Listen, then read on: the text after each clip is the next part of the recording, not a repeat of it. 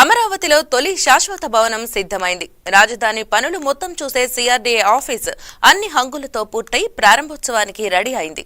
నవ్య నిర్మాణ శైలికి ప్రతిరూపంగా సిఆర్డీఏ ప్రధాన కార్యాలయం రూపుదిద్దుకుంది. సిఆర్డీఏ మెయిన్ ఆఫీస్ ప్రత్యేకతలేంటో చూద్దాం.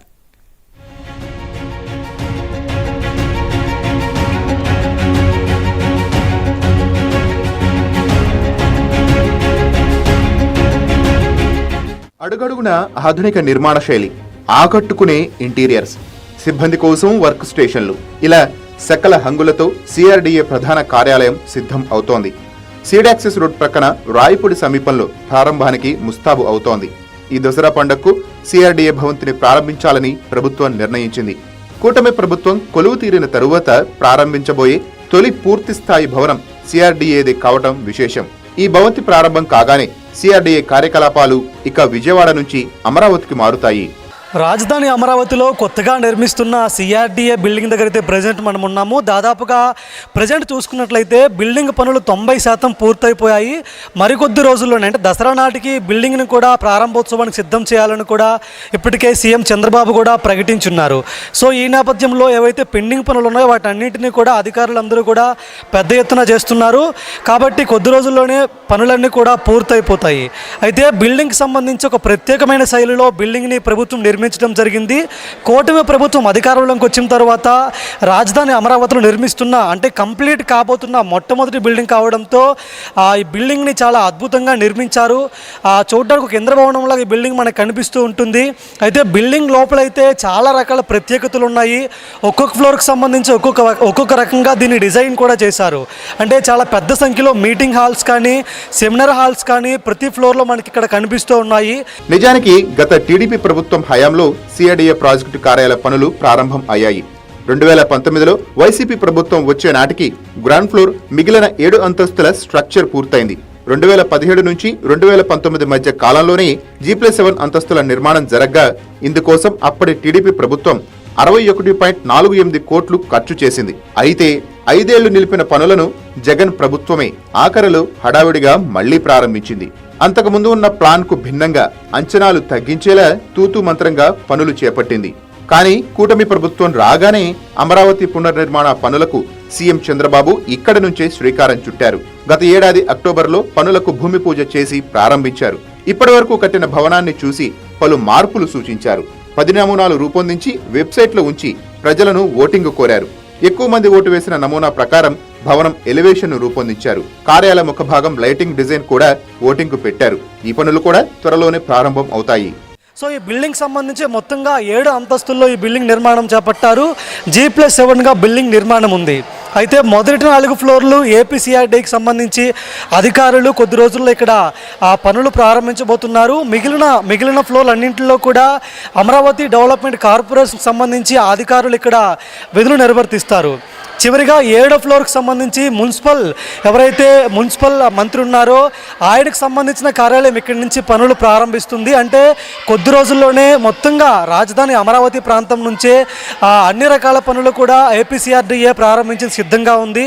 సో దానికి తగ్గట్టుగా అన్ని ఏర్పాట్లు కూడా పూర్తి చేశారు. 4.23 ఎకరాల్లో తుదిమెరుగులు దిద్దుకుంటున్న సిఆర్డీఏ భవనం ఎన్నో ప్రత్యేకతలు కలిగి ఉంది.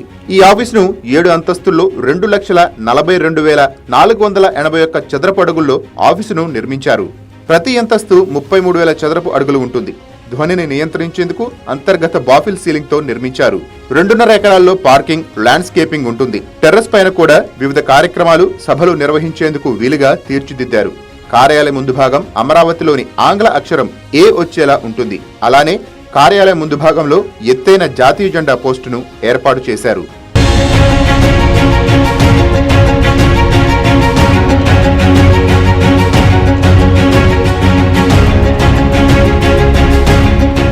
సిఆర్డీఏ గ్రౌండ్ ఫ్లోర్ లో ఇంటిగ్రేటెడ్ కమాండ్ కంట్రోల్ రూమ్ ఏర్పాటు చేస్తున్నారు. నగర వ్యాప్తంగా నిర్మాణ పనులు జరిగే ప్రాంతాల్లో సీసీ కెమెరాలు ఏర్పాటు చేస్తారు. వీటి నుంచి వచ్చే ఫీడ్ను ఈ కేంద్రానికి అనుసంధానిస్తారు. వీటితో పాటు డ్రోన్ల ద్వారా చిత్రీకరించే దృశ్యాల ద్వారా ఇక్కడ నుంచి పర్యవేక్షించే అవకాశమూ ఉంది. అమరావతి నిర్మాణ పనులు పూర్తయ్యాక నగరంలో పారిశుద్ధ్యం, వరదలు, ట్రాఫిక్, భద్రత, వాతావరణం తదితర అవసరాల కోసం కమాండ్ కంట్రోల్ రూమ్ వినియోగిస్తారు. దీనికి అనుసంధానంగా కాల్ సెంటర్ ను కూడా ఏర్పాటైంది. కమాండ్ కంట్రోల్ కేంద్రం పూర్తిగా సౌండ్ ప్రూఫ్ తో నిర్మించారు. రాజధాని నగరంలోని కీలకమైన ప్రాంతాలు, భవనాలకు సంబంధించి సూక్ష్మ నమూనాలను ఎక్స్పీరియన్స్ సెంటర్లో ప్రదర్శనకు ఉంచుతారు. అమరావతి బృహత్ ప్రణాళికను ఈ కేంద్రంలోని నమూనాల ద్వారా చూడవచ్చు. సచివాలయం, హైకోర్టు, అసెంబ్లీ, రాజ్భవన్, సీఎం నివాసం, ఉద్యానవనాలు, రహదారుల నెట్వర్క్, ఏపీ ఎన్టీఆర్ భవనం, క్వాంటమ్ వ్యాలీ వంటివి వాటి డిజైన్లు చూసే అవకాశం ఉంటుంది.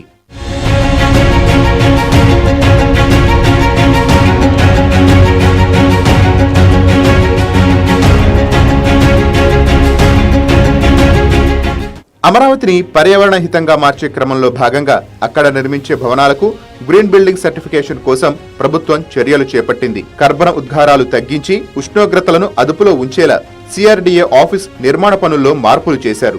సిమెంట్ వినియోగాన్ని తగ్గించి ground granulated blast furnace slag ను ఉపయోగించడం ద్వారా కాంక్రీట్ నిర్మాణాలు పటిష్టంగా రూపొందుతాయి. ఇవి ఉష్ణాన్ని తక్కువగా గ్రహిస్తాయి.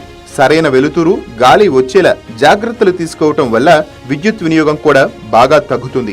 సాంప్రదాయ విద్యుత్ వినియోగాన్ని బాగా తగ్గించేందుకు భవనాలపై సోలార్ ప్లేట్లు బిగిస్తున్నారు. భవనాల్లో విద్యుతీకరణ చేసే సమయంలోనే విద్యుత్ ఆదాకు అవసరమైన మిషనరీ ఏర్పాటు చేస్తున్నారు. నీటి సంరక్షణ చర్యలు చేపట్టడంతో పాటు పునర్వినియోగానికి ప్రాధాన్యత ఇస్తున్నారు. ప్రతి భవన సముదాయంలో ఎస్టీపీలు ఏర్పాటు చేస్తున్నారు. మరొక వైపు ఏపీసీఆర్డీఏ బిల్డింగ్ కూడా మనకి మన రాజధానికి సంబంధించి మణిహారంగా భావిస్తున్న సీడ్ యాక్సెస్ రోడ్డుకి పక్కనే నిర్మించారు. సో అది కూడా ప్లస్ పాయింట్గా ఉంటుందని కూడా మనకి ఇప్పటికే తెలుస్తుంది. సో బిల్డింగ్కి సంబంధించి అయితే చాలా ప్రత్యేకమైన శైలిలో నిర్మాణం చేపట్టారు. ఇక్కడ గ్రీనరీకి కూడా పెద్ద ఎత్తున ఇంపార్టెన్స్ కూడా ఇచ్చారు. గ్రీనరీకి సంబంధించి అమరావతిలో నిర్మించే ప్రతి కట్టడం దగ్గర కూడా పెద్ద ఎత్తున గ్రీనరీ ఏర్పాటు చేయాలని చెప్పి ప్రభుత్వం భావిస్తుంది. దానికి అనుగుణంగానే మొదటిగా కంప్లీట్ చేసిన బిల్డింగ్ దగ్గర కూడా గ్రీనరీని ఏర్పాటు చేశారు. బిల్డింగ్ ముందు అంటే దాదాపుగా 3.5 ఎకరాల విస్తీర్ణంలో బిల్డింగ్ నిర్మాణం చేపట్టారు. అందులో ఎక్కువ భాగం గ్రీనరీకి కూడా కేటాయించారు. మనం బిల్డింగ్ ముందు భాగంలో చూసుకున్నట్లయితే పార్కింగ్ ప్లేస్తో పాటు రకరకాల మొక్కలు, చెట్లను నాటేందుకు కూడా ఎక్కువ స్థలాన్ని కూడా కేటాయించడం మనకు కనిపిస్తుంది. వీడియో జర్నలిస్ట్ పవన్తో ప్రసాదాకుల, వైకే టీవీ, అమరావతి.